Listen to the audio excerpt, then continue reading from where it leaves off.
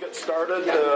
First of all, I want to thank everybody for coming tonight. I'm Commissioner Ron Roskinek.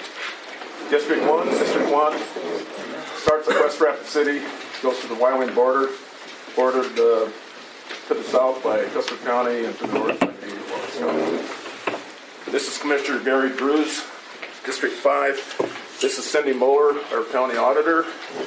Shannon Rittberger, he's the director of equalization. Could you speak up a little bit, sir? Yes. So on February the 10th, front page of the Rapid City Journal, big increase expected in Pennington County assessed values. I don't need to tell you how many phone calls I got and texts. So, like, the next day I started putting this meeting together so that we can really start talking about that increase in assessed values and what that might do to your property taxes. And then you got the mill levy. How does a mill levy come into play? And then you got the county budget that we are governed. We can't increase the county budget by no more than 3% annually plus new growth. And then you got the different revenue streams that the county gets. Now, if we collect 100% of real estate taxes, only about 48% of that actually goes to the county to operate the county. So there's a lot of things that we want to convey to the general public tonight, and hopefully when you do get your assessed values, I'm not going to like mine, you're probably not going to like yours, but you'll understand how that works, and you'll have a better understanding what that might do relative to your real estate taxes. So with that being said, Shannon will do a presentation that will explain a lot of this. If you got questions in the meantime, he'll be more than happy to take them. After the presentation, he will be more than happy to take additional questions. When it gets into the county budget and the details of the budget, Cindy might be able to answer those questions better than myself. The reason we're having this meeting tonight is because I just think it's right that we face-to-face meet the general public and answer questions with the people that can answer them. So I'm glad that I want to thank Gary, Cindy, Shannon, and Holly. Holly back there is our office manager. I want to thank them for coming up here tonight. And I was at Johnson Siding a couple weeks ago. Black Hills Electric Co-op had a gathering there, and I told the director of the Johnson Siding Community Center about the meeting tonight, and he says, boy, I'd like to have one there. So on March 22nd, we're going to have one there similar to this. This did not really get advertised as good as I thought, but I see that we got a pretty good audience tonight. So we'll begin with Shannon's presentation. Thanks, Ron. If you can't hear me, please say something, all right? I recovering from a cold and my head is still stuffed up, all right? But I want to be sure that I talk loud enough. So Ron gave a good introduction of what we're going to talk about. Interrupt me if you have a question and we'll answer it. But I am planning, once we're done with this, to just answer general questions about anything. Here as a group or individually as well. And I got a couple of notes of some things that are not part of this presentation that I think people want to talk about. But interrupt me as I'm going through it. We're going to talk about what rising real estate market does to property taxes and generally how property taxes work in South Dakota.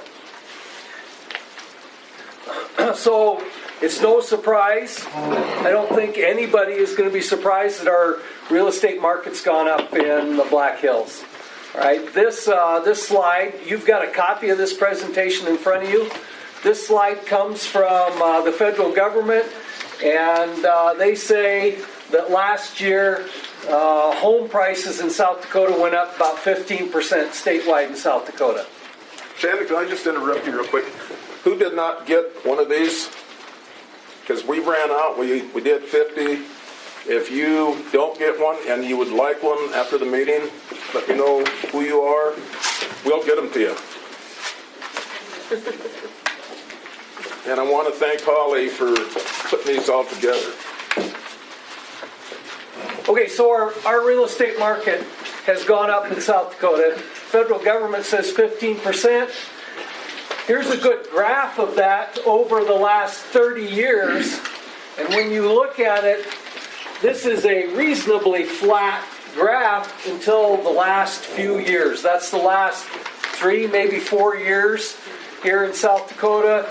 It took a big jump up. My experience over the last 20 years is our market increases 3, 4, maybe 6% a year. And that's been normal for many, many years in South Dakota. But the last 3 years or so, we've seen 20 to 30% increases in our real estate market. And more on some properties than others. A huge increase in bare land. That's the hot thing in our market, bare land with pine trees. But homes in general have gone up a lot just in the last few years. And according to this study from the federal government, our homes are worth 3.5 times what they were in 1991. But most of that has been just the last few years.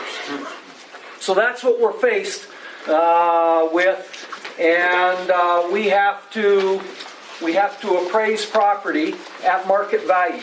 State law requires that the county assessor appraise property at full market value, what you could sell your property for. So if my office is doing our job properly, the assessment notice that you get should be what you could sell your property for, or at least reasonably close. And we are pretty accurate in Pennington County. We tend to be between 97-98% of market value every year. Some properties, because we're doing a mass appraisal, some might be a little bit higher, some might be a little bit lower, but we are reasonably good at being pretty accurate with our values. So when you get your assessment notice, which we just heard today, they're going out in the mail today. If you receive your assessment notice by email, that went out today.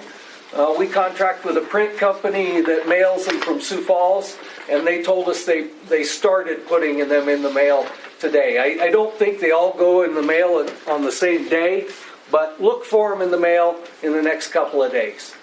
And that number on there should be what you could sell your property for. And state law requires that, and that's the same in every state in the country, I think. We are required to appraise property using all 3 approaches to value, like any appraiser would, like Ron does in his business, any appraiser working for a bank. There's 3 approaches to market value, just different processes to estimate what that property would most likely sell for. The sales comparison approach, the cost approach, the income approach, we're required to do the same thing as any appraiser would. The exception is that we have to appraise 50,000 properties every year. Ron does like 4 or 5 a year. Something like that. I just charge more. We've got to do 50,000. I forgot to tell you, those that don't know me, I've been appraised in real estate since 1985. I've been a South Dakota Certified General Appraiser since 1990. I moved my office to Hill City in 1997, and it's located across the alley in the upper level of the plaza. But I'm getting old and starting to wind down, so 4 or 5 a year is good for me.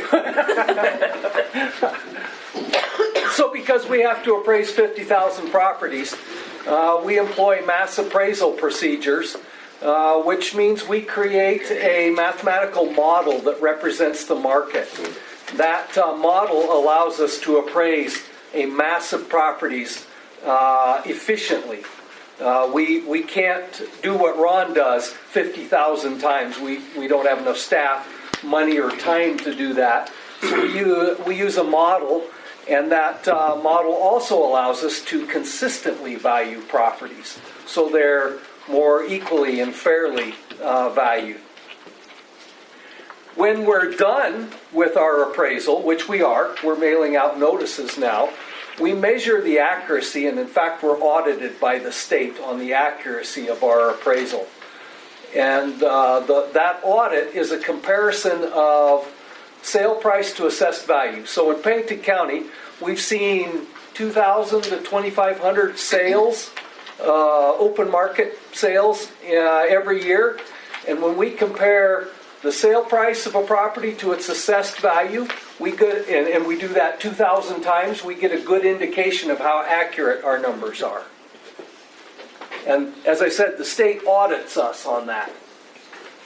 So the steps in the assessment and the tax process. First, we have to appraise the property. And we appraise it at full market value. We notify the property owner. So the assessment notice goes out, you get that, you look at it, and you have to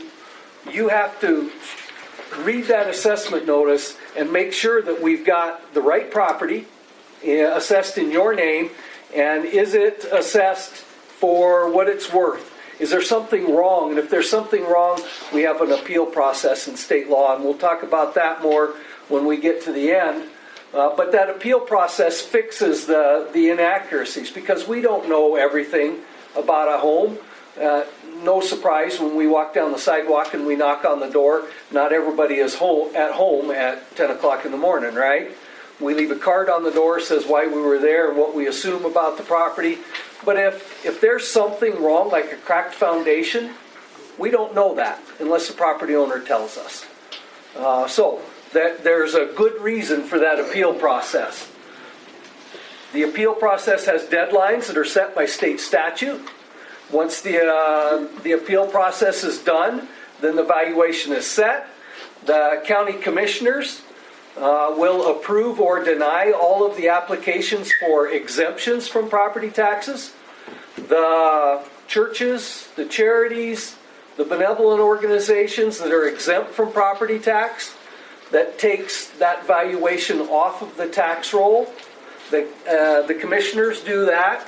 And once we're done with the appeal process and those exemptions, now we have a total taxable valuation for the Pennington County. The value that we can take property taxes from. And my office turns that over to the county auditor, says, here's the total taxable valuation. The next step is the taxing entities have to set their budgets, the amount of property tax they want to collect from that valuation. And there are lots of taxing entities. There's the county, the school, the city, water districts, road districts, fire districts, and on and on. They all meet and hold those budget hearings. How many is that? I mean, How many rough guess, are we looking tax at districts? 211, I think. 211? 211? Okay, in Pennington County. Yeah. Yep. Yep. Is that not a lot? It is what it is. Never been cut?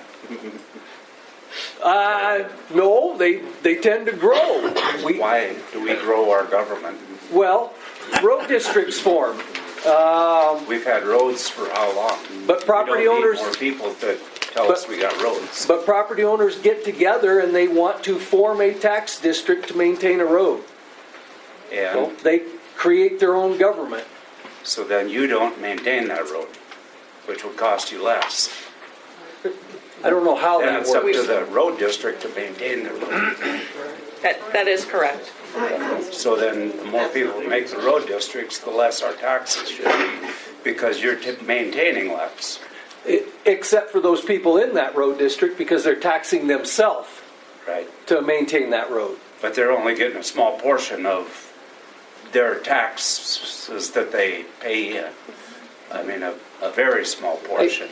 I don't know how it compares to whatever the county's road levy is. I'll jump in with that one because I do deal with the road districts a lot. And so if you're in a road district, you're not paying the county unorganized road tax. So that's the offset there. So some road districts won't levy a tax at all in their district. So they aren't paying anybody to maintain the road. Maybe they do it through a homeowners association or something like that. But there are also road districts that do have a levy that is greater than the unorganized road tax.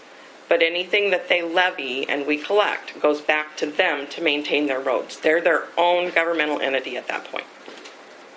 Does that help? Kind of. And the same thing applies to a fire district. Battle Creek Fire District was created a few years ago, where there is a tax levy for what used to be 3 fire departments, and the taxes collected for the fire district stay within the district to support fire suppression. There's ambulance districts, water districts, sewer districts, there's all kinds of different tax districts. They all have to meet and set their budget, okay? They hold public meetings, and typically nobody ever goes to them. Nobody comes to our county budget hearings, but they all are required to hold public meetings to set their budget. And they set the budget, the amount of taxes they're going to collect based on the cost of performing whatever service they do. All right? Now, most of those, maybe all of them, property taxes are only a part of their budget. And property taxes are just a little bit less than half of the county's budget, because the county gets money from other sources as well. And I don't know if a road district gets money from anything but property tax, but fire districts get money from other sources. There's always government grants, something like that. But they still have to hold those meetings and set their budgets. So in step 1, we've got the total taxable valuation for the county. And in step 2, all of those taxing entities set their budgets, so we know how much property taxes are going to be collected from that available taxable valuation. Step 3 is to calculate the levy, and the levy is just simply a mathematical number. We've got total valuation here, and this is how much tax we're going to collect from it. The levy is the number that gives us this much tax from this much value. Who decides that levy number? Nobody decides it. The auditor just calculates it. And I'll show you in a formula how it's done, because we've got total valuation and we've got the property taxes that are going to be collected. The levy is just the number that gives you that much tax. And I got a formula that will show you how that works. So just a question, so you don't have a budget, and then you go, this is how much I have to work with, and how do I do my job? You actually, all these districts are going, hey, this is how much I need to do the job, so here, let's go tax everybody to get the money I need. Yes, except there's some limitations, and I'll get to that. There's state laws that restrict how much they can increase their budget. That was that 3 to 4% a year Yes. thing? Yep, that's right. So a tax, I think the school district is a little bit different, but most of those tax districts can't just decide we're going to collect double what we did last year. They can only go up so much. They can reduce it, but they can only go up to a certain limit. And then, of course, once the levy is calculated, and we know what the levy is actually a number that's a sum of all of the multiple levies. A levy for the fire district, a levy for ambulance, a levy for school. So when you get your tax bill, you know, the levy is actually made up of all of those different components. And in South Dakota, should say this, we always pay taxes a year later. So when you get your assessment notice this year, you're paying taxes on that value next year. We don't even know what those budgets are going to be yet. Nobody has met to hold those budget hearings. We have no idea what the levy's going to be. The last couple of years, the levy's gone down because values have gone up so much. But we don't know any of that. What's that? Levy goes down, but total bill goes up. Yep, yes, yep. That because budgets go up. Yeah. But we don't know what those budgets are going to be yet. Nobody's met yet. So here is just a slide that shows you some of those tax districts. And really the point of this is to point out that the boards of all of these different taxing districts set their budgets based on the cost of performing services. Their budgets are not a result of rising assessments. And I'll say this a little bit later here. When assessed values go up, that doesn't mean the taxing entities get more money.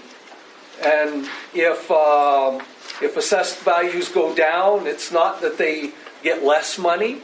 No, they set their budgets based on the cost of performing services. And if assessed values were to drop, they still need to perform whatever service they have to do.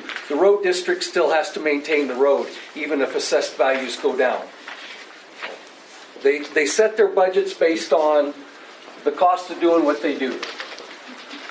Here is a slide that our county auditor put together that shows you the Pennington County budget and all its different components. Okay, this is just so you have an idea of what goes into the county's budget, when the county is just one of the taxing entities. The biggest part of this, 20%, is general government, which is all of the various offices, but only 20% of the county's budget is that. I was looking at this earlier, and at almost 50% of this are the various components of public safety, which is cops in jail. And public safety law enforcement, public safety jail, public safety juvenile detention, a huge part of the county's budget, about half is all of those. And then there's whatever general government legal services are and all of the smaller parts of it. Gives you an idea of where the county spends money. 40% of that budget is general government. When you tally all the general government items, plus 4% or 5% for other uses which are prescribed, that's a large portion of the budget that's just going for government. And we're increasing the size of the legal department. Why are we doing that for general government? Increasing the size of the legal department? That's talking about somebody else's office. I'm going to say it's probably because of the rising population and the need to deal with the crime that's going on because of that rising population. It's not just, it's just not addressing like the crook and that kind of thing. My understanding is a lot of the departments are getting their own enforcers, and lawyers, state's attorneys. I mean, in individual departments. To me, that's like, it sounds like the IRS coming after us. The individual county departments don't have their own attorneys. Okay, they've been assigned though. Full time. What Pennington County does is we have 2 attorneys with the state's attorney's office that are assigned to deal with county business, not criminal crimes, but county business that the county has to deal with. I think they still do some crime work on the side, but the county has a lot of just ordinary legal stuff that we need an attorney for, and that's what those 2 attorneys do. But the state's attorney's office has something like 20 plus attorneys that work there.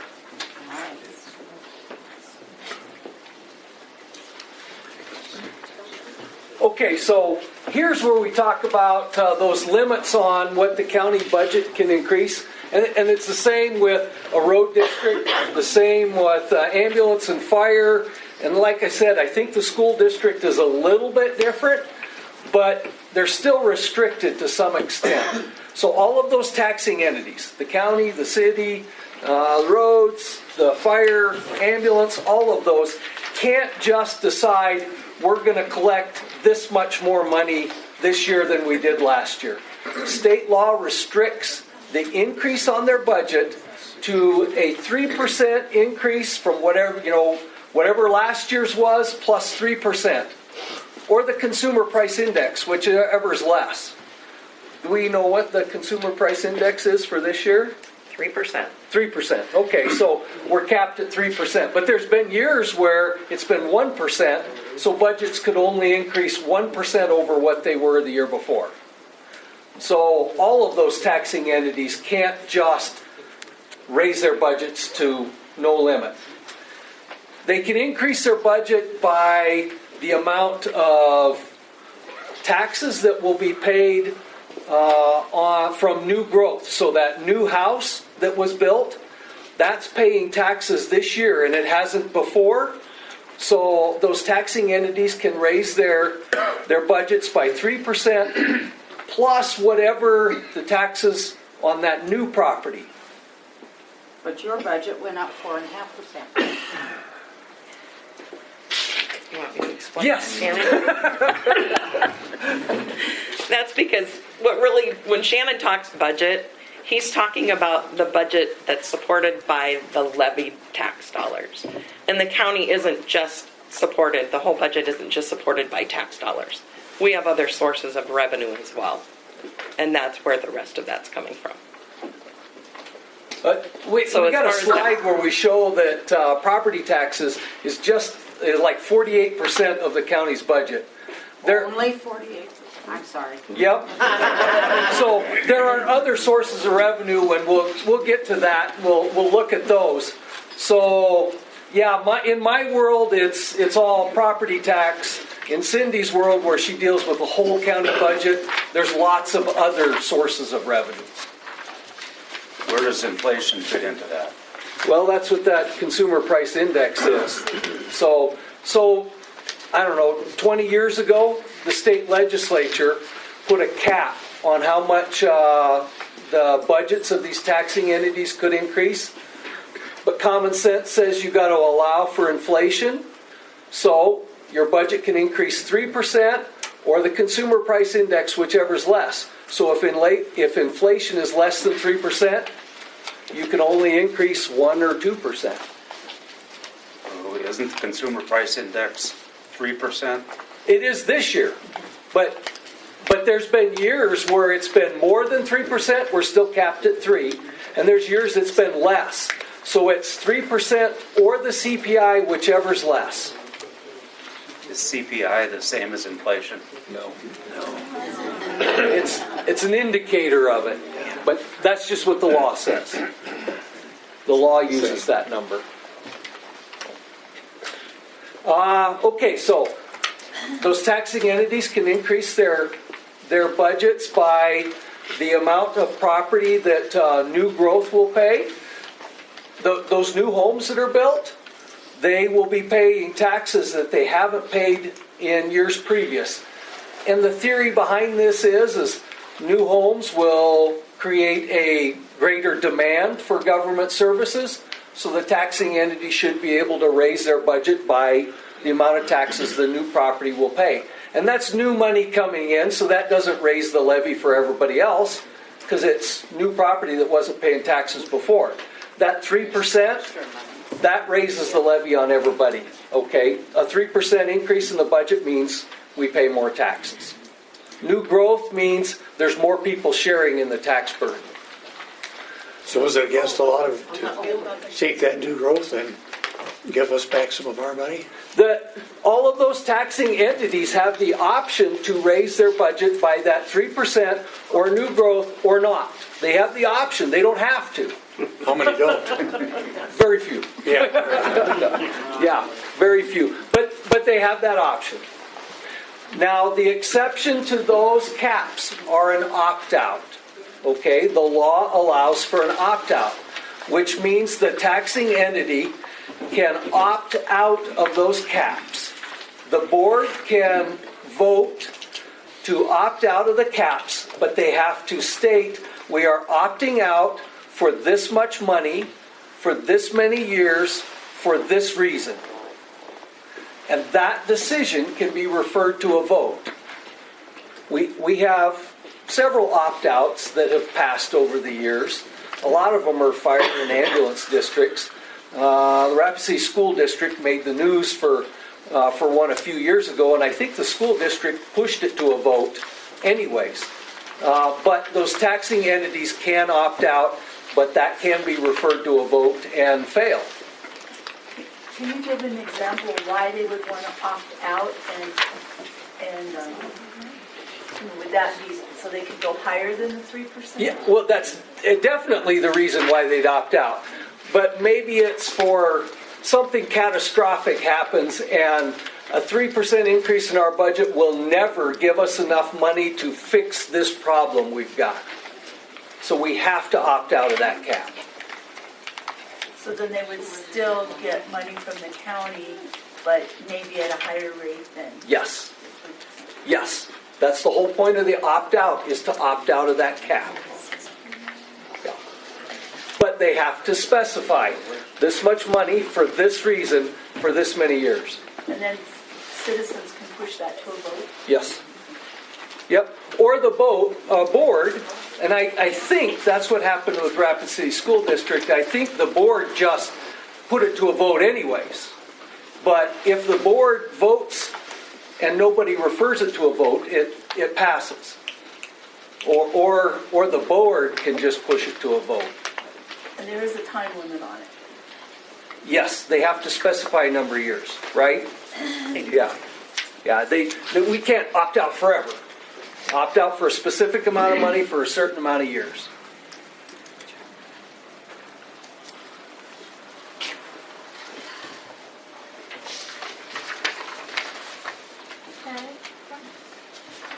How often can you renew an opt-out? Because you just said they can't do it forever, so... They have to specify for a certain amount of years. Right, but then they could do it again. Yes. So they could do it forever, technically. Yeah. Yeah, but it has to keep going. Right. They have to act on it. Right. Yeah.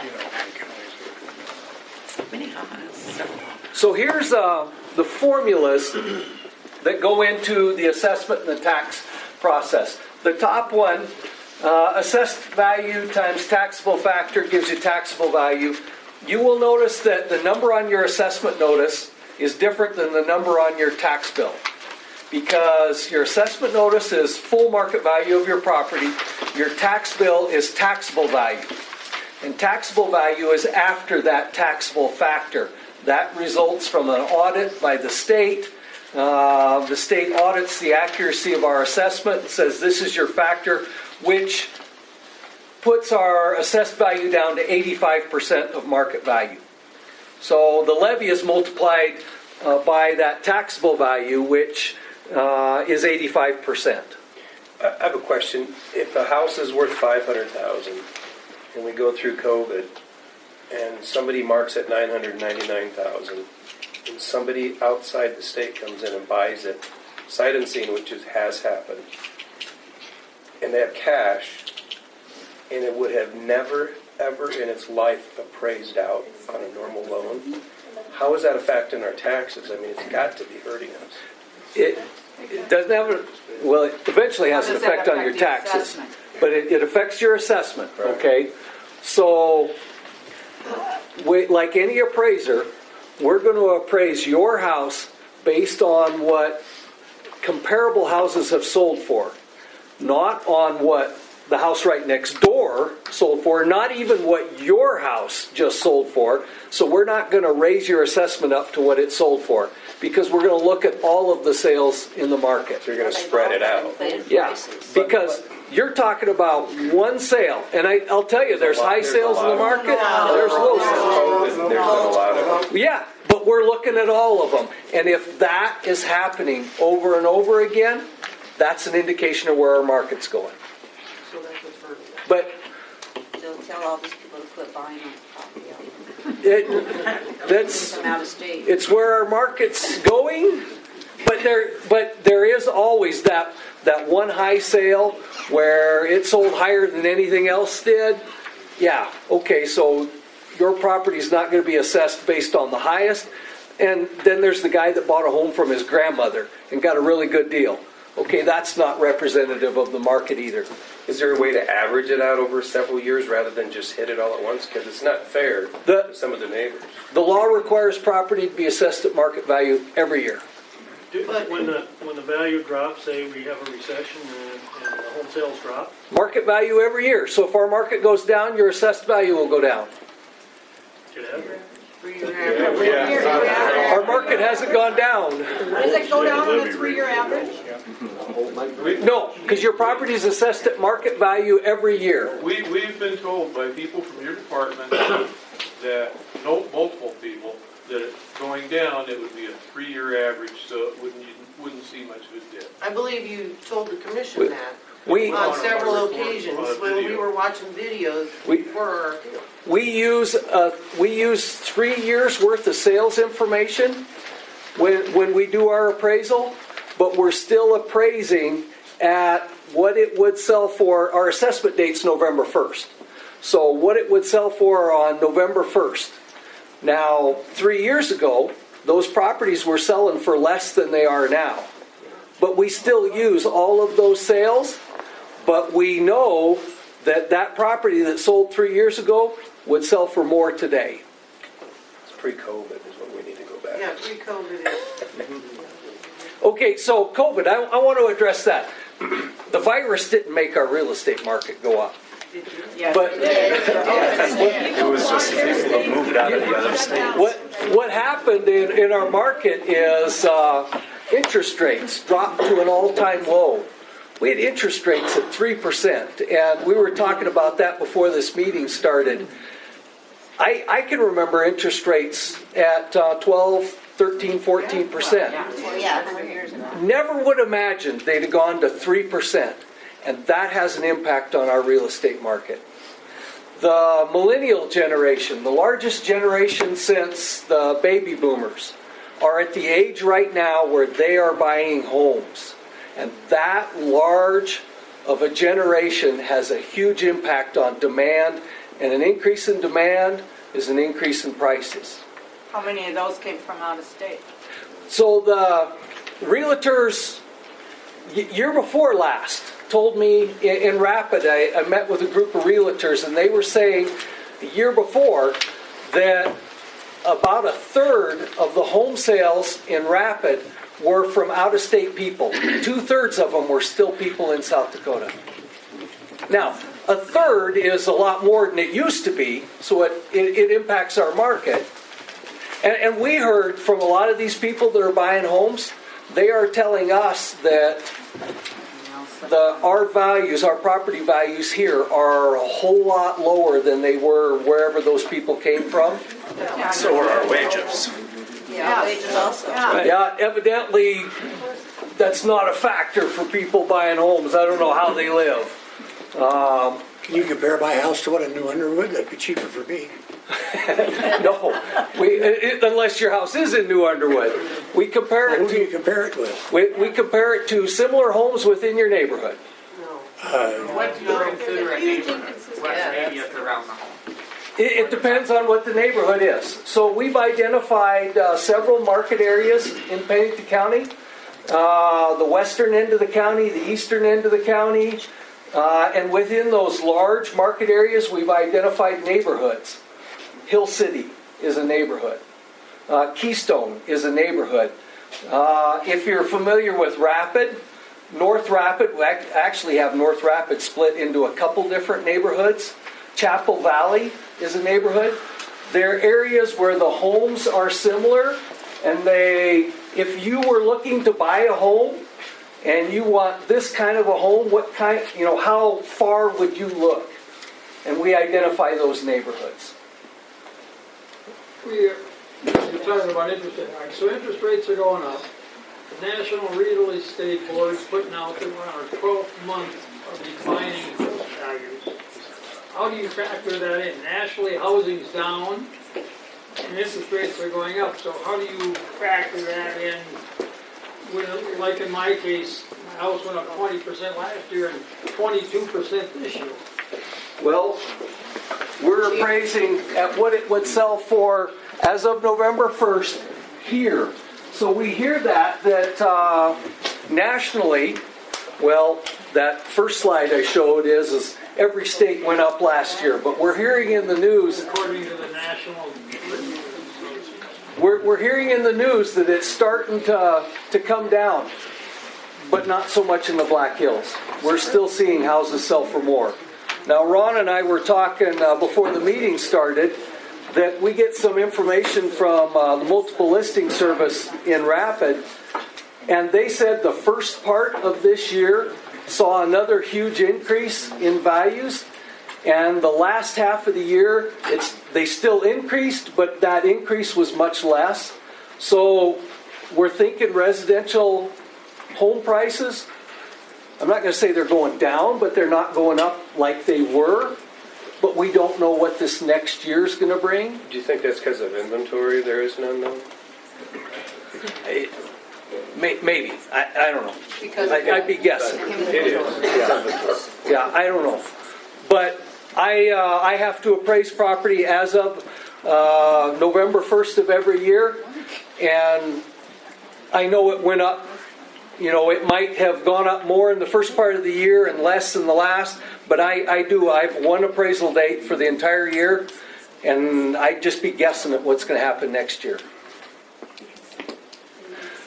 But in that formula, I'm not so concerned, I want the assessed value to go up. It's the issues I have are with the taxable factor and the budget request. Right. So I want my property to increase in value. What I don't want is somebody getting their hands in my pocket and taking that increased value. okay, and that's where we get into the budgets. Yes. Okay, so the taxable value is just a result of that factor we get from the state. Okay, so that's pretty much the same as the assessed value. The budget request divided by total taxable value is the levy, and this is how we show the math on how the levy works. Right here. So, total taxable value. My office has appraised all of the property in the county. We've eliminated the property that's exempt from property taxes. Okay, we know what the total taxable value in Pennington County is. All of those taxing entities meet and they set their budgets, and that's the budget request. So, just some numbers for example, we've got $70 million of property taxable value in Pennington County, and we're looking at collecting $1 million in tax from that $70 million of value. The levy is 0.014. That's just, it's just math. Nobody sets the levy. I make fun of the commissioners that like to talk about how they reduce the levy, and there are some politicians that will say they reduce the levy. They don't. They might reduce their budget, probably not. But if my office doubles the assessed value of all of the property in the county, the levy has to go down to give them the same budget they had last year. The levy is just simply the number that gives us that much tax money out of this much value. Does that explain how we get the levy? Do you have a number as to what the budget was a year ago to what the budget request is this year?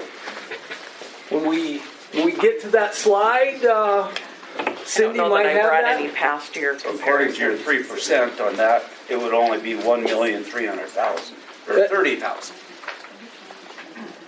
at the 3%.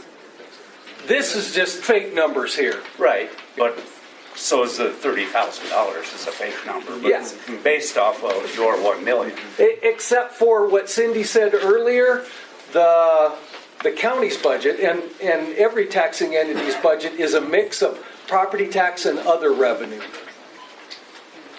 So the property tax portion can only increase 3%, but you could get revenue from other sources. So do you have them two numbers, the property tax that was collected a year ago versus the property tax that was collected this year, or the? We've got a pie chart that shows percentages, but not numbers. But not numbers. Comparing years, no. Okay, but so in that pie chart, it should only move by 3%. No, not the full budget, Right, just what the taxpayer just has what to pay. the county commissioners can put in the budget for levied tax dollars. If we have a 3% cap on it, and property taxes, the amount you pay from one year to the next, with no changes in structure or anything, should go up 3%, but they go up more than that. Yeah, okay, so I want to talk about that. Yeah, because it happens. Yeah, no shit.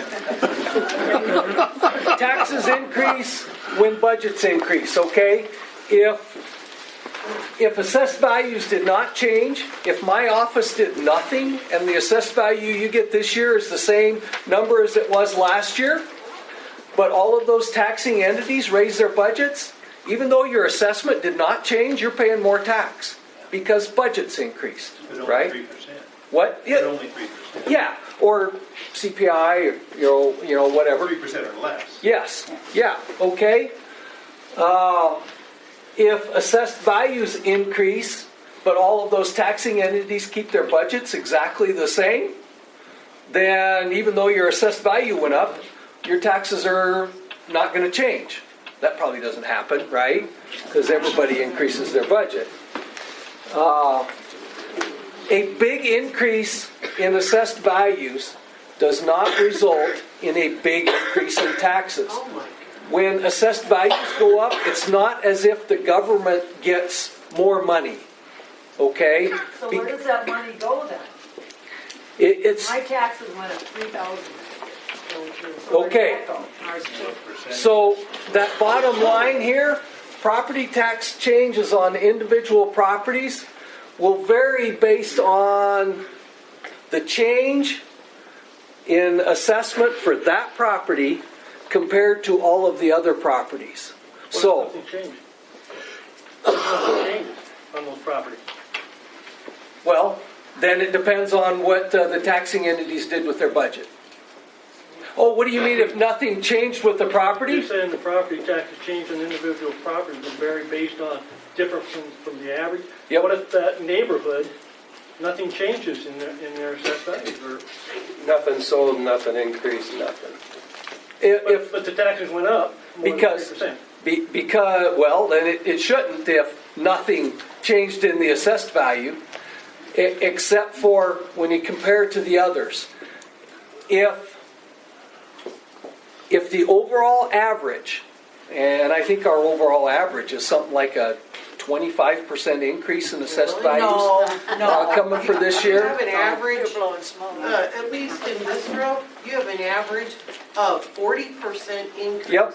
in our assessed values. But when I say 25%, I mean countywide, okay? You're That's not asking fair. us then to carry the weight of the budget, the people in this room, That, who are getting taxed more because apparently we're in a high neighborhood, which.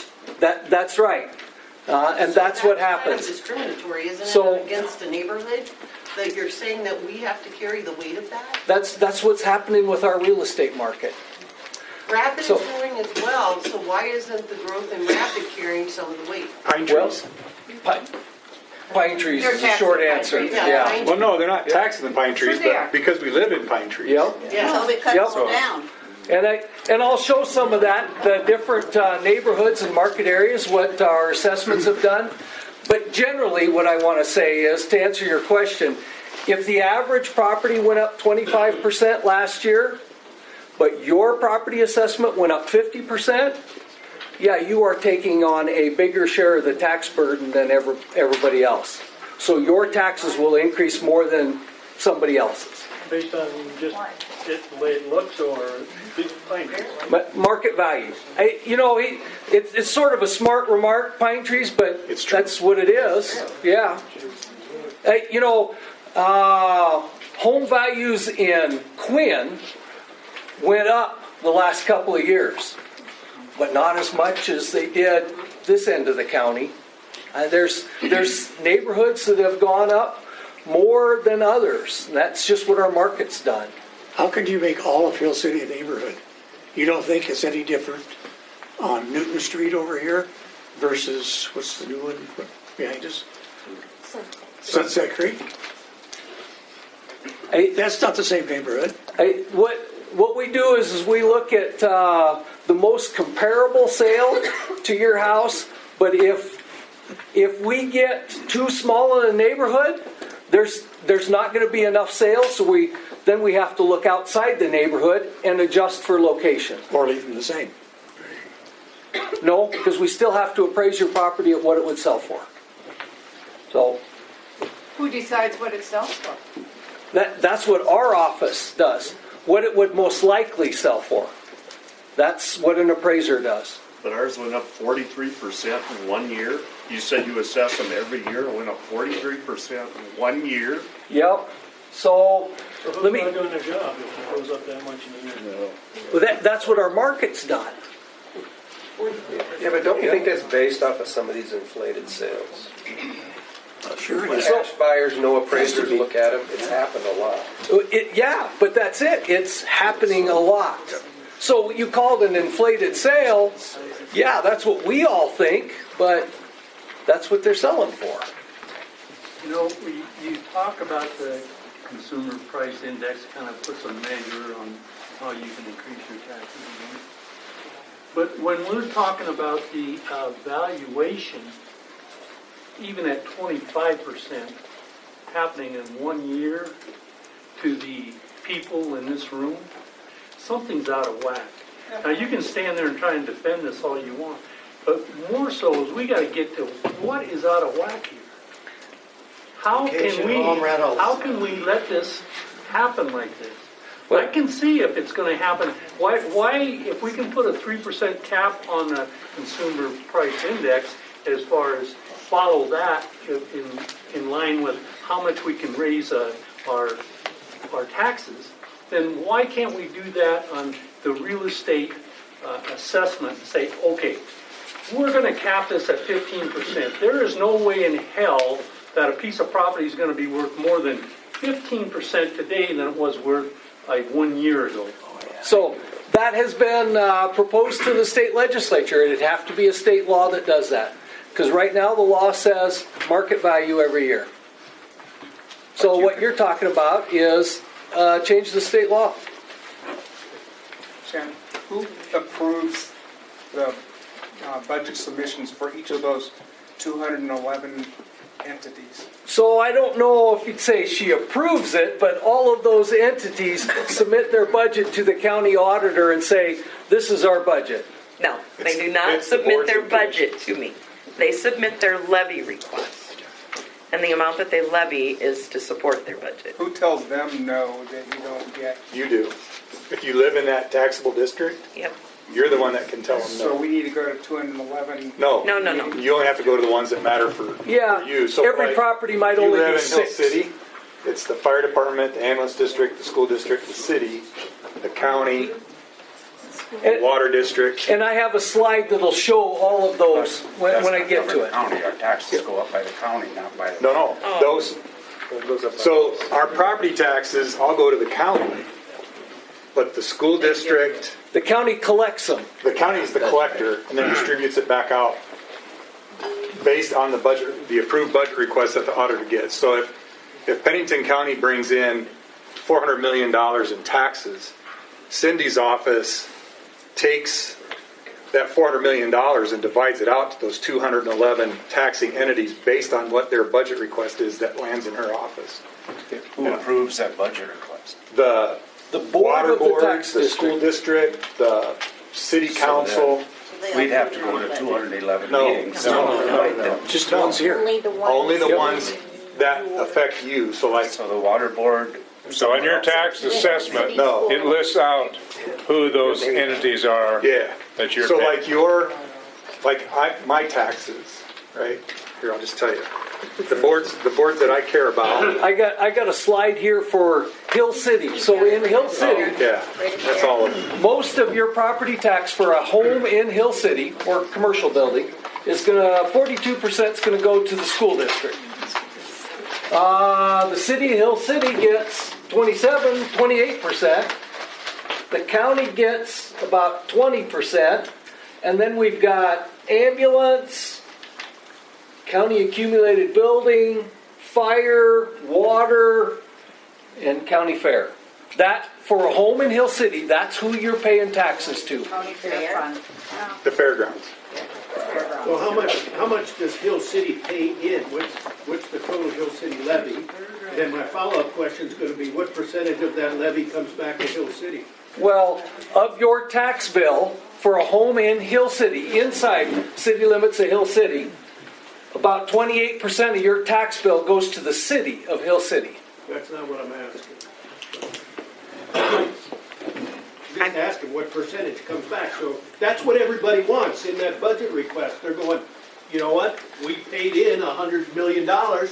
We want $101 million to come back because it's better for me. Right? That's why those numbers keep creeping up. Everybody wants their piece of the pie to come back to them. I'm just curious of what we pay in, Hill City pays into the county, how much does the county turn back to Hill City? Whatever the city of Hill City levies against the residents in the city, the county may tax you and send you your tax notice, and I may collect those dollars, but they go back to the city, every dime of that.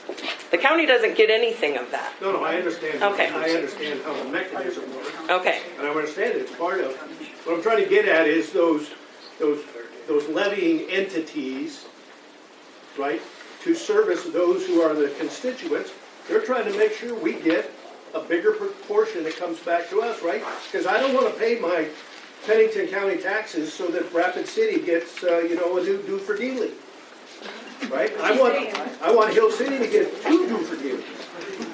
It's just, right, it's just what drives that budget request that really makes those numbers get bigger and bigger and bigger and bigger. You had a bullet that said, if budget requests go down and assessed property values go up, we pay less taxes. There's the magic formula everybody's looking for. It's budgets impact taxes, except for those examples earlier where if your assessment went up a whole lot more than anybody else's, that overrides that.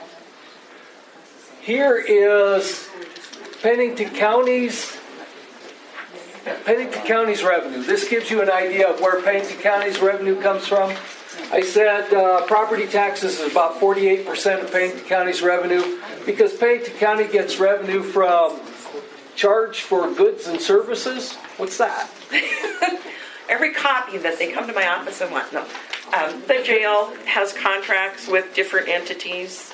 The highway will have contracts with people to plow road, or not necessarily their road. But Planning has fees. Planning has fees. Building.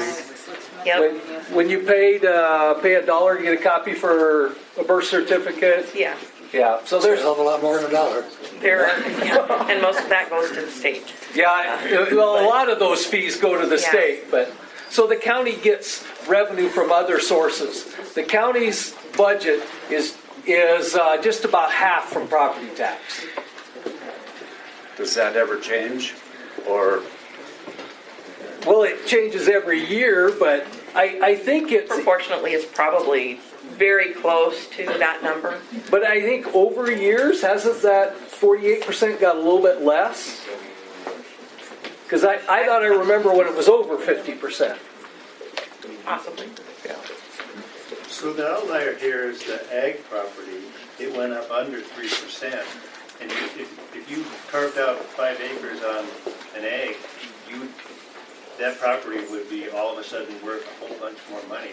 And the property assessment, but there's two assessments on there. There's a house price and there's a property price.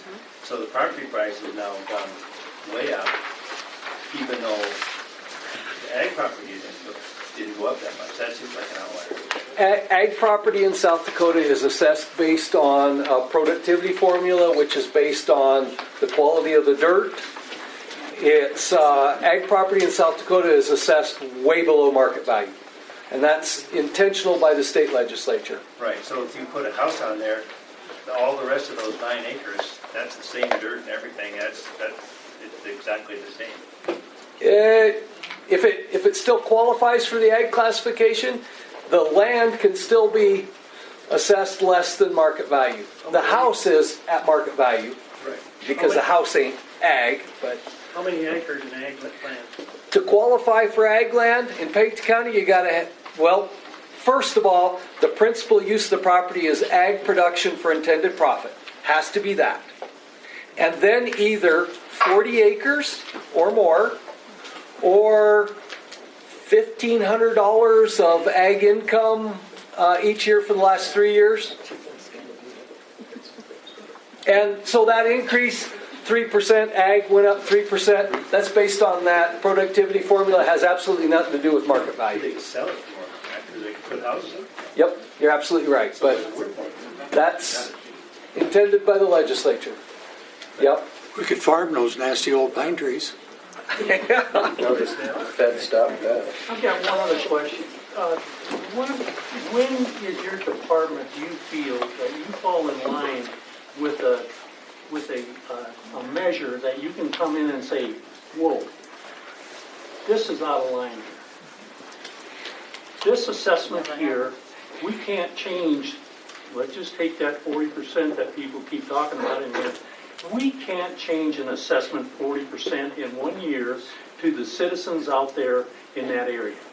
So let's stand back here a bit. Now, you as a department, look at this again and decide, all right, we know that there's been a significant value in this kind of property, in this kind of area, but to say it's 40, 42, whatever in 1 year, probably, if it's me out elk hunting, I'm going to say, if I'm going to shoot that high, I'm going to miss that son of a bitch, you know. But I would say that more so that your department, when are we going to take responsibility for what we're causing for the individuals here, my friends, Hill City, when are we going to take responsibility and say, this is too far out of line? We'll let it go this far, we'll take another look at it next year. I now, can't you're do saying that. that's a state law. Okay, well, I Yep. can see that it's a state law. You can only let things move so far, whatever. If the state's setting those kind of measurements, okay. But they're not setting the measurement for you on how you control your assessments. Yeah, because the state law says your property is assessed at market value every year. There's And not who says what the market value is? that's what our office does based on what it's selling for. But there's nothing in the law that puts a cap on the increase. I have to appraise it at what it would sell for every year. What about the ones that don't sell? Well, most properties don't sell, so it's still at market value. So my house was worth $500,000 10 years ago. To me, it's still worth $500,000. I'm not selling. Yep, But now the person that is 80 years old, lived in her house for 50 years, not a new resident to the area, is on a fixed income, and their taxes are going way beyond what they can afford. Where do these people go? So we'll get to that. We'll talk about some tax reduction programs that address that. But as far as assessment, the law says market value. So then why are these land values? I'm not talking just the houses, because the houses are assessed differently from the land. Why are the land values so different? In the residential, they range from $11,000 an acre, just in our area, on Old Hill City Road, from $11,000 per acre to $38,000 per acre. Why? It's because Isn't that what you do too, is assess the land? It's because what did it sell for? So Are you selling the land? It's all in the same neighborhood. It's like within a mile of each other.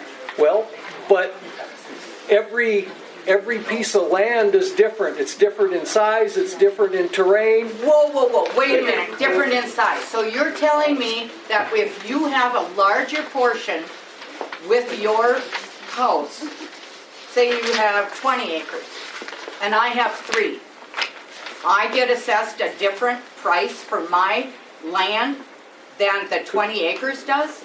Could, yes, Why? definitely. Why? Absolutely. So, in some neighborhoods, think of in town. No, this is not in town. Let me Not in finish. town. Okay. Think of in town where lots are all about the same size, One might be a little bit bigger than another, but they're all about the same size. A buyer looks at that and they will pay $50,000 a lot. If this one happens to be a little bit bigger, they still sell for about $50,000 a lot. Okay? When you get out of town and you're in a neighborhood where land sizes vary from 5 to 10 acres, then the size of the lot will make a difference. Buyers tend not to pay $10,000 an acre. That's not how a buyer looks at a property. They'll look at a 5-acre lot and they'll say $50,000 for a 5-acre lot, and I can get a 7-acre lot. I'll pay a little bit more because it's bigger, right? But I'm not going to pay $20,000 more. Now, at some point, you're not going to pay the same price per acre for 40 acres. We all know economy of scale. Once you get so big, that price per acre gets less. So we don't value lots at the same dollar amount per acre. We value them at what they would sell for if a buyer were to look at them, based on what similar lots have sold for in the neighborhood. So if you have 3 acres, will that sell less per acre than the person that's got 20 acres right next to you?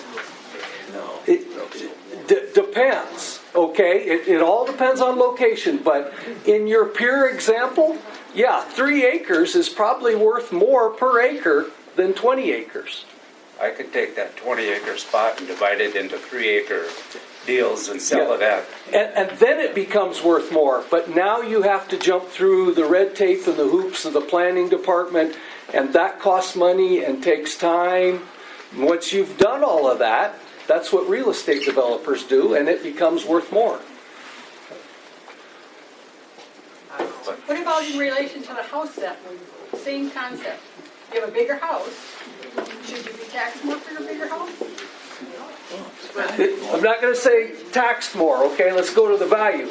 A bigger house is probably worth more, but there are so many factors that go into it.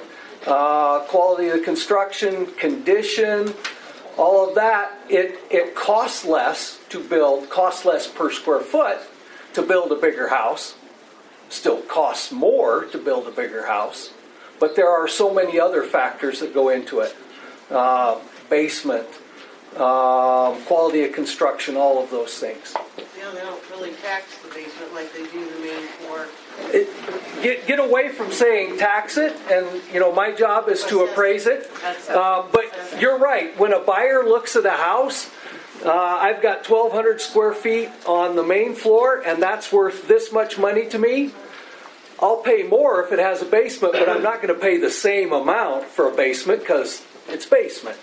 So yeah, the value is different on a house that has a basement area. In logic, if I'm listening to you say this to me, so if I can afford a bigger house and more land, I get a deal. If I live in a small house, on a small lot, I get charged more. Because I have a That's what's happening. That's what's happening, literally. $198 a square foot for a 4,400 square foot house with a full basement. Top quality. Top quality construction, $198 a square foot. But you're talking $310 a square foot. But you're talking dollar per unit there. Yeah, you're right, dollar per unit, but the overall number will be smaller. Overall number. Yeah, the total value. That's the way the market looks at it. Let me go on here. So this shows you what we're looking at overall Pennington County for assessed values coming out in the next couple of days. So ag increased about 3% overall. These are gross overall numbers. Residential property increased about 25%. Is that what's going to be on the new sheet? Or? Yes, but these are overall countywide numbers. So he'll say these shouldn't be no higher than 25%. No, that's overall numbers, gross average. And here I break down some market areas. Okay, like I said before, a house in Quinn is worth more this year than it was last year. but a house in Hill City is worth a lot more than it was last year because, so our market doesn't increase the same amount. Location makes a big difference. Inventory makes a difference. And inventory makes a difference, yeah. Of course, there's not much of an That's the inventory in problem up Quinn. here. So we're getting jabbed because the houses do sell for a little bit more. Some of them are way overinflated, I'll be honest with you. And we have no inventory. So we're getting hammered up here because of that. But that's what our market's doing. Here shows various market areas. So our market areas, the far eastern end of the county, the far western end, southeast Rapid, Box Elder, Central Rapid. You can see the increases in assessed value this year are different in all of those different market areas. And I break down the western market area here. This big one here is Keystone. Property assessments on average more than doubled, but that's sort of an anomaly here because there's not a lot of homes in Keystone, but there's a lot of land parcels in Keystone, and what we've seen a big increase in the last few years is bare land in western Pennington County. A lot that used to sell for $50,000 3 years ago is selling for $200,000. And that's a lot of what's happened in Keystone. So this really isn't what home assessments have done in Keystone. That's influenced by the big increase in land. One of these is Hill City. Hill City, I think, is there. This is the overall, what's 62%? Rushmore Ranch. Keystone area, that neighborhood. These are some neighborhoods we've identified. I'm confused. You said Keystone being land sales. It was all commercial sales in Keystone. I mean, lots of street in Keystone. It was all Main Street. That was an inflated sale. But these are what I'm talking about, change in assessed value and not sales. They're a result of the sales. This is just what assessed values have done. And assessed values have increased. That the land in Keystone, the assessed value of land in Keystone has gone up a lot. The total value of that parcel, once you include the building, hasn't changed that much, but land has a lot. So is this what you're saying we're probably going up this year? Yes. This is what's happened this year, what you're going to see. So mine could go up 70% in 2 years? In 2 years? It went up. Yep. Wow. God. How are you supposed to afford this stuff? But that's what we say. Your assessed value should be what you can sell for. How far out can you go to get to property like mine? Well, whatever is a similar neighborhood, wherever there's sufficient sales, you could come to my office, we'll sit down with an appraiser, and he will go over some sales and show you what's been selling that's similar to your property.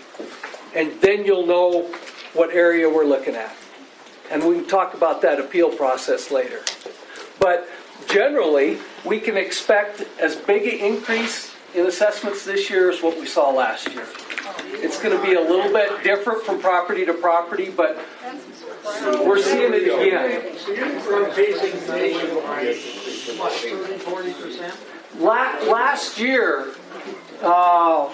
Last year, South Dakota was the biggest increase in the real estate market nationwide. Nationwide. Do you think it'll duplicate that when real estate sales are down nationwide? Do you think we're going to be able to stand out a huge increase?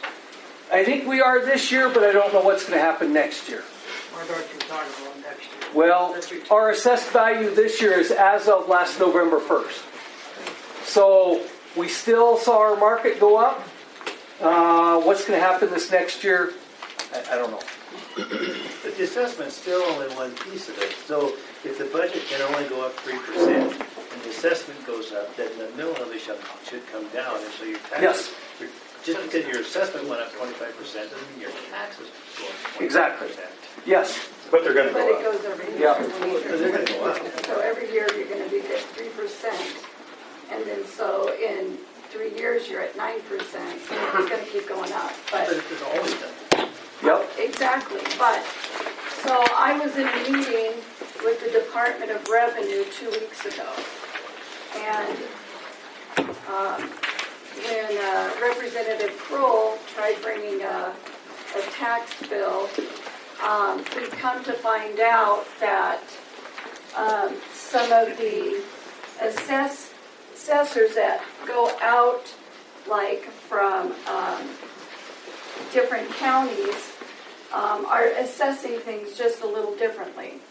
And according to the Department of Revenue, they have realized this, and they are going to try and get a meeting together so everybody's assessing things the same, like owner-occupied, non-owner-occupied, with a garage, an extra garage, and that kind of stuff.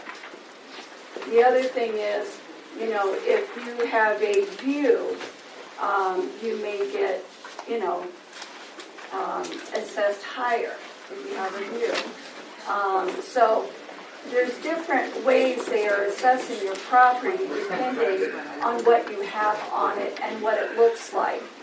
If you have a, you know, 1,000 square foot home and it's, you know, it's been kept up, but the neighbor has 1,000 square foot home and it's not kept up, they're going to be assessed less than the person who has a home that looks nicer. And so I'm just letting you know the Department of Revenue is aware of some of these differences, and they are going to be trying to work on it so everybody's a little more convinced.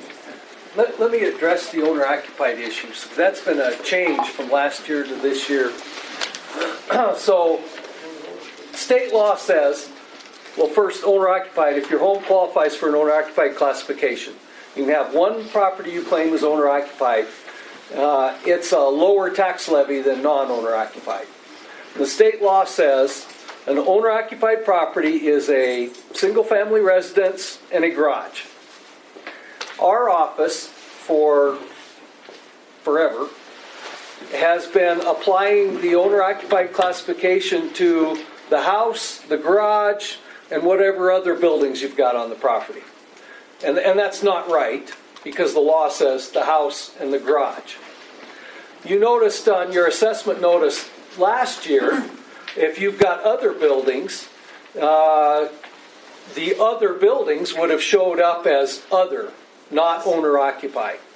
So last year we tried to follow the law and only apply the owner-occupied to the house and the one garage. And the other buildings are not owner-occupied. Makes it a little bit of an increase in your tax bill because it's a higher levy on those other buildings. 11%, right? It's about 20% difference between owner-occupied and not. Right. So that's where you've seen some of your increase. So when they've changed that. But it's only a small part because unless you've got substantial other buildings. Well, even if you call a shed, that's being considered non-owner occupied. Yep. So instead of 3%, you're being charged 11%. Now, we tried to. That's where you've seen some of the increase too. So we tried to follow the law and do it properly. What we discovered is our tax software was written to do it the way we had been doing it for many years, and doing it right created all kinds of problems that made us wish we'd have never done it. So this year we're going back to doing it wrong, and it's house and garage and the other sheds. And I don't like to say I'm not following the law. I like to say I follow the law, but unfortunately our tax software doesn't make it very easy. So what you saw change that way last year is going to go back to So do we this get year. a correction for it? No, because that's what You haven't paid the taxes yet. but that's what the law required. That was how it should have been done. If he actually goes back to doing what he says they're going to do, then hopefully it should come down a little bit. A little bit. Last year. Right, Yeah. a little bit, hopefully. Because if you're paying, 11% on non-owner occupied, which, if you own your land, why you would be paying owner occupied anyway for anything you have on your land is crazy. So he really is doing, us a favor if that's how they're going to be going back. Yeah, we will go back to the way it was. let me talk about some of the tax reduction programs. In that pamphlet you've got this PowerPoint, and then there's a bunch of other documents. There's several brochures that the Department of Revenue has created describing the assessment process and the tax process. They're very good brochures. I'm not going to go over them because they're pretty detailed, but read them. They're good. You can find them on the Department of Revenue's website. And then we've got some other things. Can I have that back so I'll give it to you when I'm done, but I need to make sure I cover what everybody has. So there's several brochures, and then there's property tax relief programs. So there are several things in state law that lower your property taxes. There's a disabled veterans exemption. That applies to somebody who is a permanent and total disabled veteran. The first $150,000 of a home is exempt from taxes. The most common is this elderly and disabled assessment freeze. And somebody mentioned this earlier. Somebody that's lived in their home for many years and on a fixed income and all that. So that's what this is for. Where do those figures come from? 317.7 and 37? State law. State law, where did that come from? Department of Revenue. Well, based on what? State legislature, and these numbers just changed recently. The state legislature sets these. What did they base that on? I don't know. State legislature. Pull it out of here. Now, what is that poverty level? What we don't have here tonight, we've got our auditor, we've got our director of equalization, the 2 commissioners, and our office manager. What we don't have is the state representatives and senators that can change the way we have to do things. That's what we don't have tonight. Yeah. And they're in fear. Understand that. Here's my thought though. If somebody's lived here for 40 years and they've been on the same property and they're on a fixed income, they could have a home that's worth $450,000. Yep. That $317,000 was just raised last year. It was 200 and something, so it was increased just this last year. But where they got that number, I don't know. And the disabled home, or is that the land too? The land too. Total value. Yeah, total property. So this is how it works. To qualify, you have to be over 65 years old or disabled. Okay, and you have to be low income and have a value of a home less than $317,000. It has to be an owner-occupied residence, and you have to have lived in South Dakota for a year. Okay, if your home is worth less or assessed less than $317,000, and your income, if there's 2 of you in the home, is less than $47,665, you qualify, or $37,000 if there's only 1 person in the home. You won't find a home in this town for $300,000, just to tell you. Shannon? You're right, but that's what we get from the law. And that's from the current state statute, right? Yes, this is current. So, at the Cracker Barrel over the weekend, the state just passed. These income limits are going to change. They're going to index them to inflation. Yeah. So they're going to go up, but they're still going to be low. Yeah. Yeah, So you're saying the income's going to go up, but as he just said, a house value is $450,000. 2 people living on less than an income of $47,000 have been in their house for 40 years. They're going to take away their house. Yeah. Let's use some common sense here.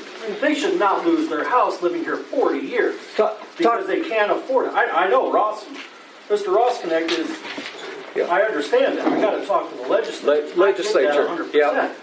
But that doesn't fix the problem in 6 months or in a year. But this is the law as it's written. I gotcha. But you're not taking Pennington, you're not taking Hill City into account. I can fight with the legislature all day long on this. I can because tell they're wrong. you, they are working really hard. I've been up here since January, and your representatives in this district are working really hard to try and come up with something. It's the Department of Revenue that we're getting pushback from. So I know that they're working on it. They're looking at other states.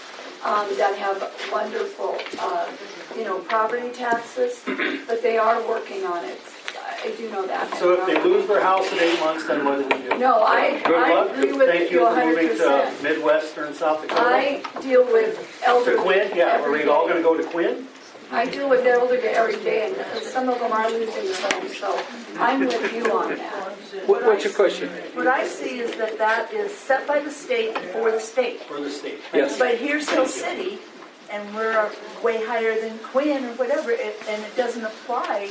That we won't qualify, it would be Yep. everybody else in the state that shouldn't. But that's the law as it's written. I know, that's Yeah. what the law. What, the way this works is if you qualify, you don't get much of an advantage if you're 66 years old because it freezes your property assessment at whatever it was assessed at when you turn 65, which is what it was worth last year. But if you're 96 years old, it's frozen at whatever it was worth 30 years before. So the advantage gets greater as you get older. Okay?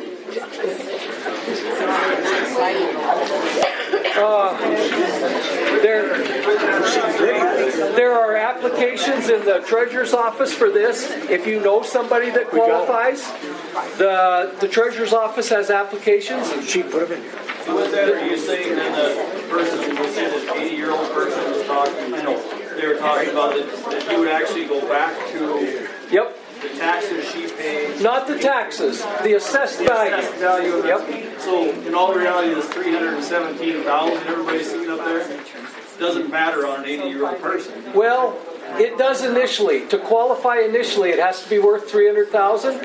But once you've qualified, yeah, then your home could increase in value, and it's still frozen back at whatever it was when you turn 65. Well, you're kind of. It's not retroactive. So It's at the what time you I'm trying apply. to get back to is this: an 80-year-old person comes down to the price, the assessed value of their house when they were 65. Yes. Is what 317 relates to. No, so if that I see person what you're getting at. if that person qualified and qualified every year, then you're right. So what you're saying here is if your house at this given moment isn't worth more than or the property isn't worth more than 317,000. Then you qualify the now. taxes that you're going to pay are actually going to be what it was worth when you were 65. Yes. But you have to have a house the value of it today Yes. less than 317. Okay, makes sense. Yes. So I hear you say that if they ask them for a budget, it says the budget is a determined thing. Well, we all voted for gambling stuff and all these gambling taxes. That was supposed to help reduce the cost of the school. That's the biggest house over here, 42% for the school. Well, what happened to when we voted in that the gambling was going to defer our taxes for the school, the cost of, running them? So who's taking that money? Where's it going? They changed it the next year. Talking to the county assessor, I don't have an answer for that. Or it goes to the general fund. The legislature came Yeah. I'm from Minnesota and lived in vacation now. I didn't feel the same thing. What we're going through is I wondered the same thing. 3.5 to 4 million population in twin cities, you get a lot of money. You go up to Lake Country, Alexander, Brainerd, and like here, there are people coming and buying homes that aren't going to live here. So they don't bring kids to the schools, they are here for 7-8 months a year. And those same towns went through this thing, and I think the long-term answer is the spread between property values and assessment and everything. The market's the market, people are going to pay what they pay. The owner-occupied thing has to stretch to be different, be wider, if you're going to have people stay, because eventually, like Hill City, which I like, we've only been there for 10 years, but the school here is only, I think, about 400 kids right now? Nope. Pretty soon it'll be 300 kids and you can't have a school. When you can't have a school, pretty soon you can't have a hardware store, grocery store, and then you have a town that's closed all winter, and you see this in President News. Colorado and Minnesota, they had thriving communities with good schools and good sports teams, and now what they're summer schools. And that's what Hill City will be, a summer town. Wait, you mentioned the spread between owner-occupied and non-owner-occupied. Yeah, who sets that? the state legislature. So in South Dakota, there is ag property, owner-occupied property, and everything else. And everything else is commercial, bare land, and vacation homes, second homes, whatever. There's only 3 classifications. Minnesota has something like 12 different classifications for property taxes. North Grand Rapids there, we're the world's best at taxing. Yeah. So, this is property tax reduction things. Take a look at that. If you've got questions about it, ask our office. There's a homestead exemption. Almost nobody ever does that, but there are different tax reduction programs. Call our office and ask about them. We'll help you with those. What's the homestead different than owner-occupied? Okay, so different states call owner-occupied homestead. It's a homestead here. In South Dakota, this homestead exemption is if you qualify, you got to be 70 years old, and I don't know if there's. I'm sure there's an income limit. There's a minimum income or a maximum income, but you can stop paying property taxes on your home. The home still owes taxes, and the taxes accumulate, and when the home is ever sold, then those taxes come due. You got to be 70 years old or older, and the income limits are lower than this. But there is that. Now, I think I only know one person that's done it in Pennington County, because if you're going to transfer ownership of your home to your children, they're money ahead to pay those taxes for you, then do that. But if that's not a concern, that's an option. Now, So could I ask how many in the audience live in Hill City proper? Okay, with that being said, you have your local hearings, and you can appeal your assessment. For the ones that live in the county, you can also, if you feel there's something not right with your assessment, as Shannon said, you can go down to his office one-on-one, go through it, and state your case. Can we do it right now? We got our tax. No. I don't know anything about your house. For the ones in Hill City, Brett just wants to talk to you a little bit about that process. If you decide to go to a local hearing, you're going to have an application, and Brett just wants to make sure that those applications are filled out. So it'll be a lot easier for the folks at that hearing. Would be the city administrator, the city council, and then a member of the school district. So thank you, Ron. I want to thank everybody for showing up tonight, because this is a very complicated, very convoluted process. And again, all of this, we're just doing what the law says we need to do. In order to affect the change in the process, it has to be done and appear by the legislative body. So we're doing our best to apply it. I'm with you guys. I've got family property that house assessment went up 52%, and the land value went up 236%. So I get you. I understand. It all is a wonky formula. So we all got to just be educated. So here in Hill City, if you have property here in proper Hill City, we do the equalization appeal process. We have the forms. We just got the packet up at City Hall. We have all of the forms that you fill out. We have the book of all the proposed assessed values of the properties, all of them in town. So you can check what your neighbor's assessed valuation is being proposed by the county to be. You can look at all of that stuff. When you fill out the form, the two main things we look for is, one, give us a narrative of why you think that number, the assessed value. Again, we're not talking taxes yet. We're talking assessed value of what your home, what you think it's worth. Okay. When you fill out that form, you need to give a narrative of saying why you think it needs to go down. Is it because your neighbor's taxes haven't gone up in the same proportional rate? There has to be a justification. Just showing up and saying we don't like what happened, that it's gone up 40%, isn't going to probably cut it, because everybody's is going up 40, 50% probably. But again, that doesn't mean that your taxes that you're actually paying are going to go up 40, 50%. Okay? There's a whole huge formula associated. Just 20%. But also with that narrative, you need to tell us what you think that number should be. Okay? And a lot of people leave that blank. If you don't tell us why you're appealing it or what you think it should be, we don't have anything to go off of trying to really look at what you're trying to tell us. And so the group that reviews it, which is the city council and a representative of the school board, they don't have anything to really look at to say, yeah or no, that makes sense. Okay, so we need some help. So if you come to City Hall, we have all of that information. We can go over it.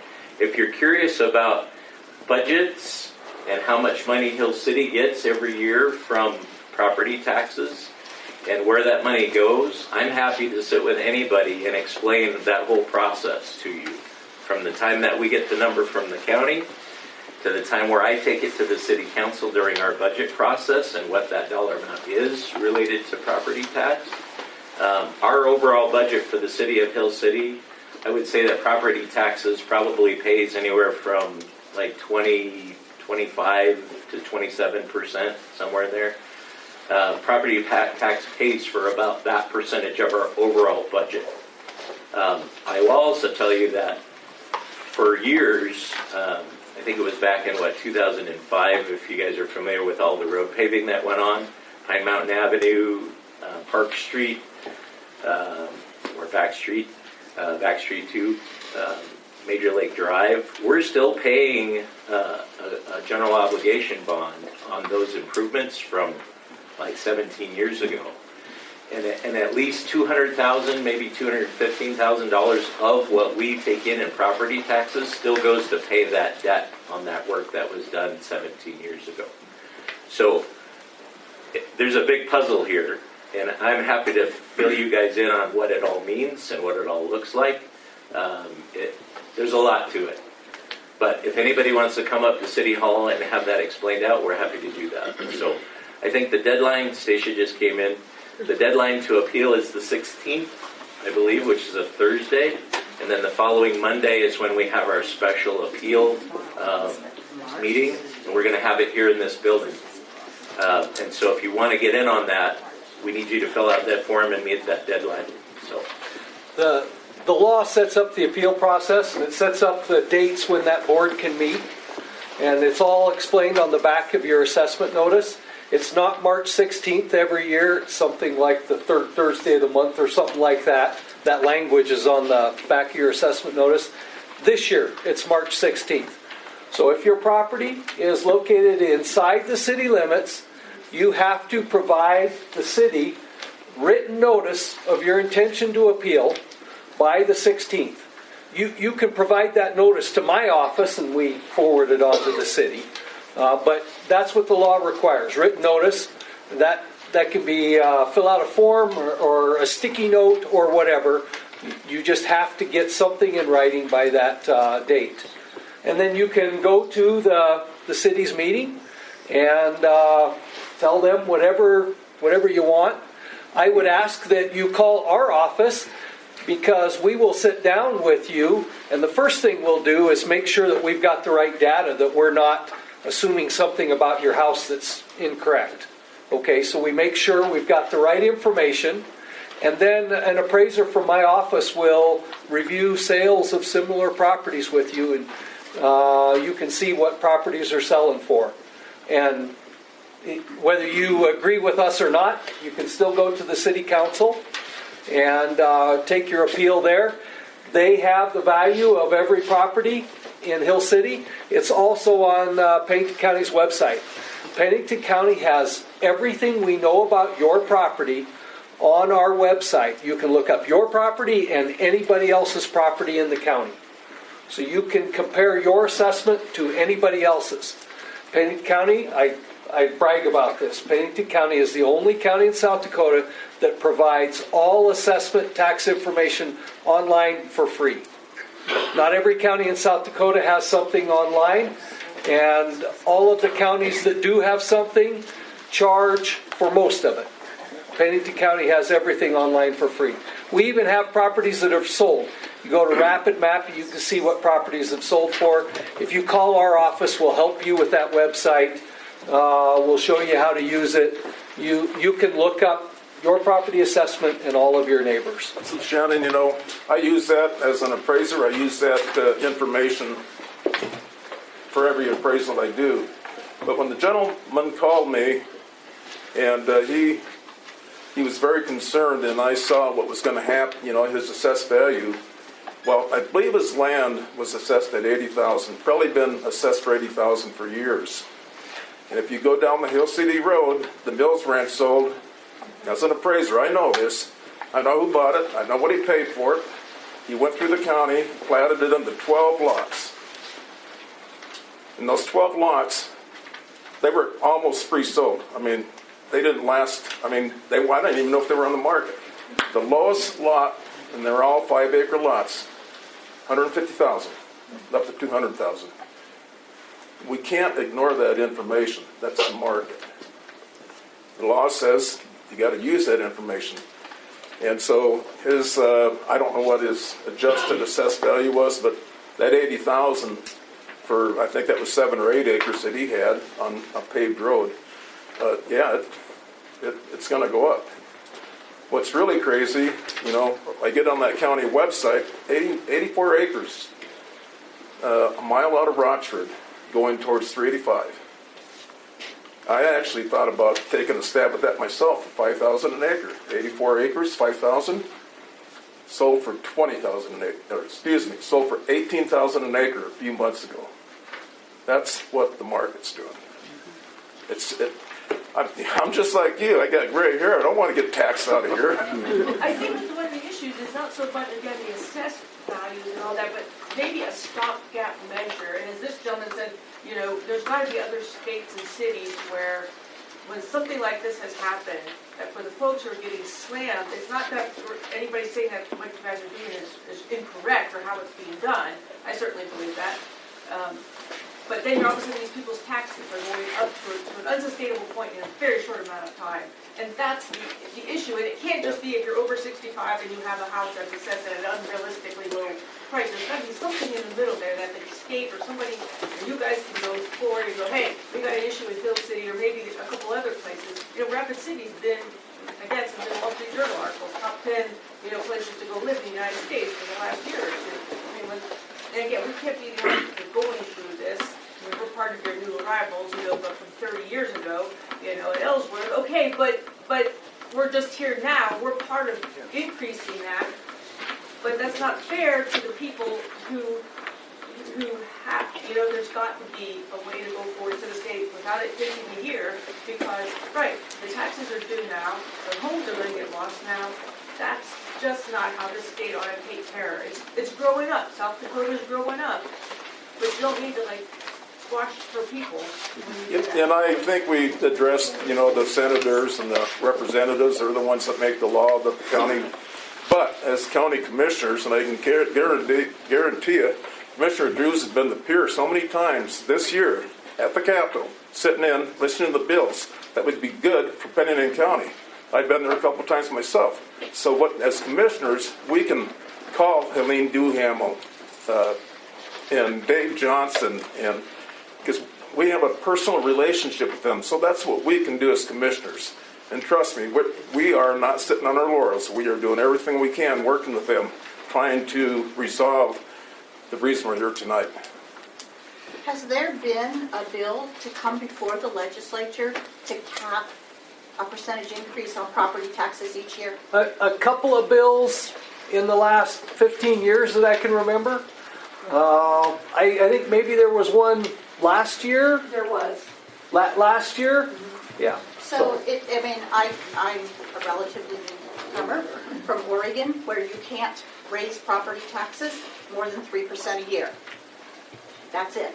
Yep. I mean, and it was a statewide vote. It went through the legislature, and I mean, it's been that way forever, a long time. So there's been bills submitted to the legislature in South Dakota. They just haven't been passed. Okay, so this seems like a perfect time to be really, really, really pushing the legislature because there are these extraordinary examples and these really awful situations. It seems like, I mean, it does not seem like it would be a really good time for people to get together and start really pushing. And those senators and representatives are the ones that you bring it, you bring it to the senators and representatives and then say, I want this bill. They will probably work to turn it into a bill. The problem is it's got to go through the whole process. I realize that. And that's what's I realize happening in that. Pierre. All these, a lot of bills that would give us some relief, they just don't make it through the House and the Senate.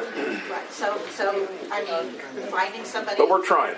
No, I understand that, but I'm not actually talking about you. I'm talking about all the people sitting in the room.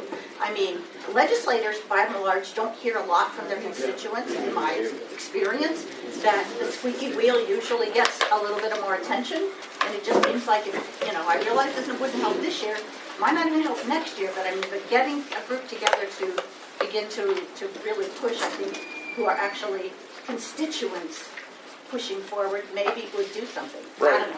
Well, I told, I said we'd have this until 7:30. It's a quarter till, so I think we ran out of time.